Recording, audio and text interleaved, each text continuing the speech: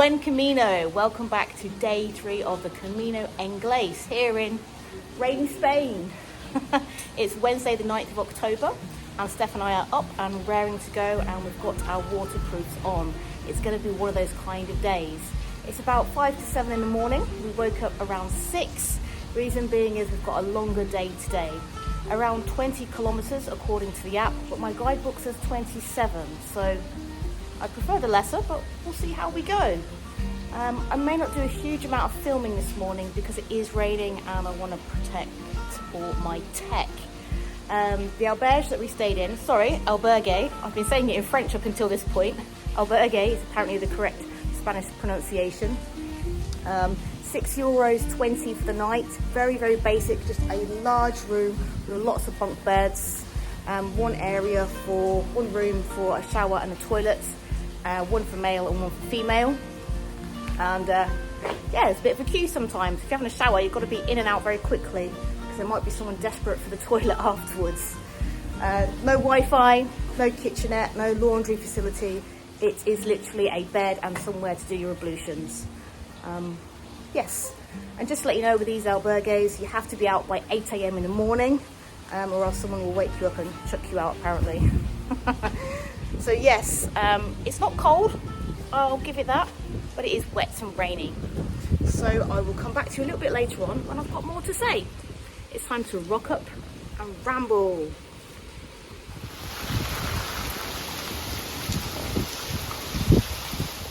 Well and truly out of puff.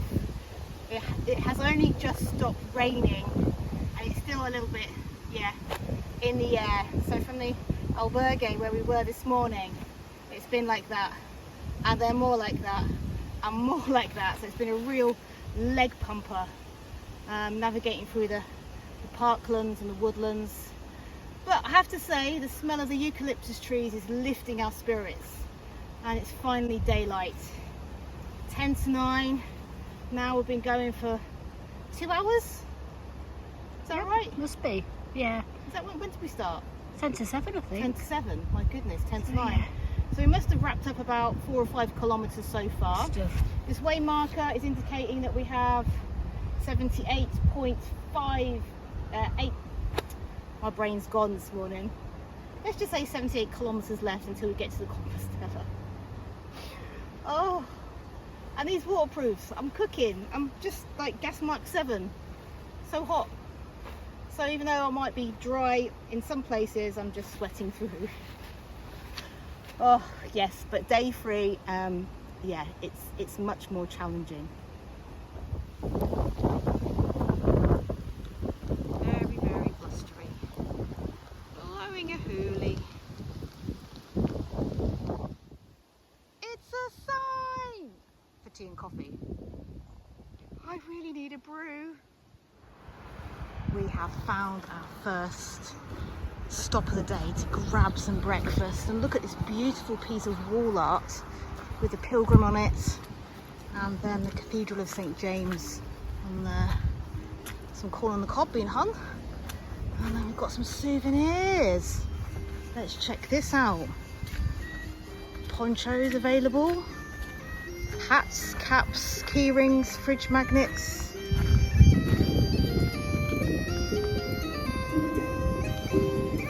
Rosaries. I've already got mine, thank you. Little patches for your rucksack. Tote bags. Excellent. Right. I think Steph needs caffeine before she turns into the angry Steph monster because she's had no caffeine yet. We have tortilla, we have bread, we have tiny coffee, we have orange juice. How you doing, Steph? Good. Good.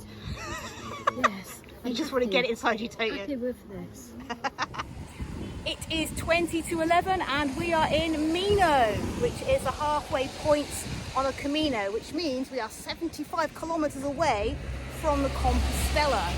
We've got another 10k to do and we are ahead of schedule. We were planning to have lunch here, but we only ate about 45 minutes ago at that tiny little cafe, and all's going well. And we did have to follow the single carriageway up to this town, which was very precarious, but there was no choice because the bridge where we were meant to go was closed, and then a diverted footpath was flooded. Well, surprise, surprise, we've had torrential rain for a good few days, but overall, yeah, good. So we're gonna have a mooch around, have a look around, maybe have some more coffee, and yeah, soak up the scenery, or just get soaked. At the halfway stage, we did decide to stop off at a cafe and replenish our caffeine levels, because walking in heavy rain is physically and mentally exhausting, and we decided to take an extra break. We were making good time. We were in no hurry to get to Betanzos. But when we were in the cafe, the news report came on, and we hadn't realised until this moment that a hurricane had hit the northwest side of the country, causing devastation in lots of rural areas.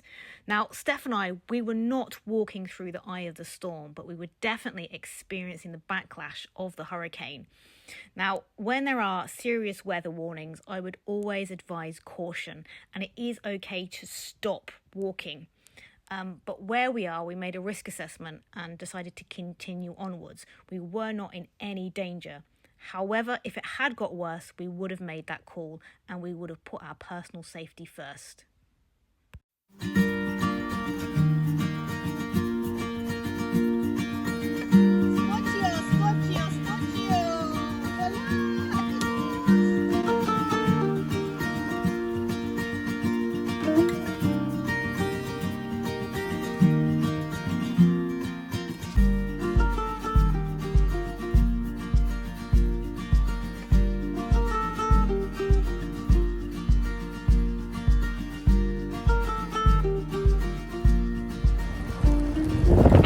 The beach and it's blowing a hoolie.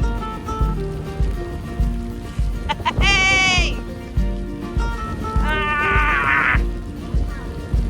Embrace it, as the Americans would say. Embrace it. I love it. Fast flowing river. Engineering. Glamorous hiking. Oh, the river is swelling, isn't it?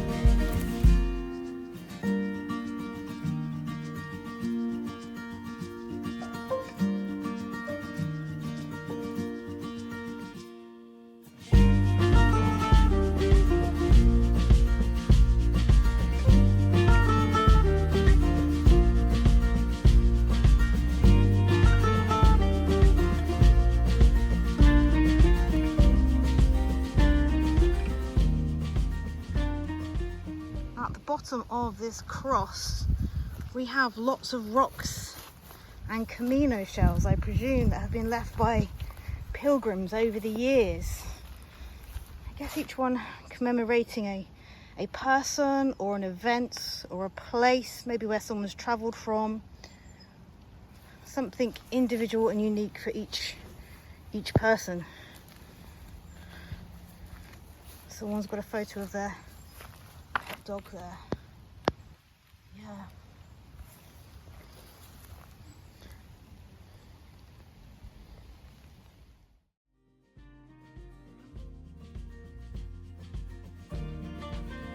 Betanzos is now coming into view, and even though it's still got grey skies, dare I say, it stopped raining.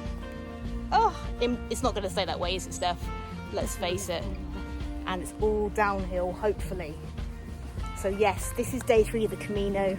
We've been leapfrogging lots of other pilgrims on the trail, stopping to have short but meaningful conversations along the way, which I've thoroughly enjoyed. We met a young chap from Wiltshire earlier, and yeah, that was good. I really enjoyed stopping in Mino. We had a nice coffee in there as well. Managed to get on the Wi-Fi, stick a few pics up on the old socials so people know that I'm okay and haven't been swept up in the hurricane that has been forecast. I'll put an image on the screen now of the weather that was predicted today. There are parts of Spain where sadly they've had quite bad flooding, Doesn't seem to be impacting where we are, but obviously we're very mindful of that, and we don't want to, you know, we're weighing up the risks. We are taking precautions, and, you know, we're just being sensible. Woof, woof, woof. So yes, a couple of kilometres left. Find somewhere to just get our heads down, have a rest, and then venture out into the town later for some nice food. That is the plan.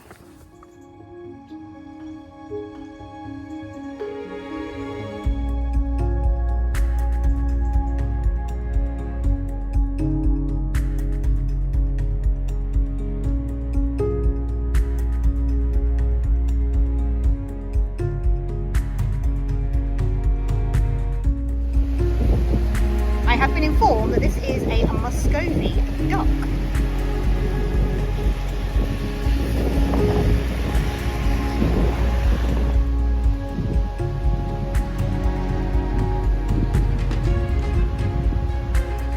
Happy days, we have reached the centre of Betanzos. Yeah. And we've got a lovely fountain behind us. We've got the central, I'd imagine, civic church for the town. Lovely market square with lots of statues and commemorations, a bandstand.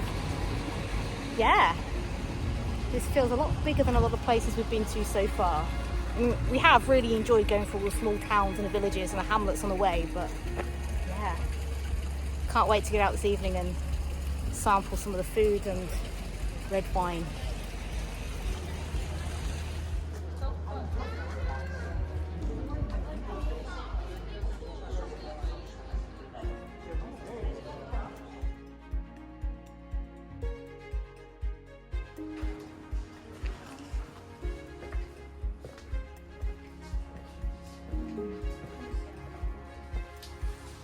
Two wet backpacks, soggy passport, and a wet Steph. Very soggy stuff. How does this one compare to yesterday's? 110%. Yeah, we've got dividers in between each bunk. The beds are actually sturdy and solid, and they're not squeaking. And we've got little lights there by either side with the USB underneath. There will be a charge. Yeah. And it's just generally a lot cleaner. There's a lounge area, small kitchenette, drying room, showers. Yeah, really positive. Haha! We have rested. We have taken painkillers and anti-inflammatory medication, and all is well with the world. So now we are on the hunt for some nice, delicious dinner, and maybe the odd glass of vino to wash it down with. Fresh clothes does the world good for a day out in the rain. Right, let's go exploring. It took us about half an hour to find a bar that served food.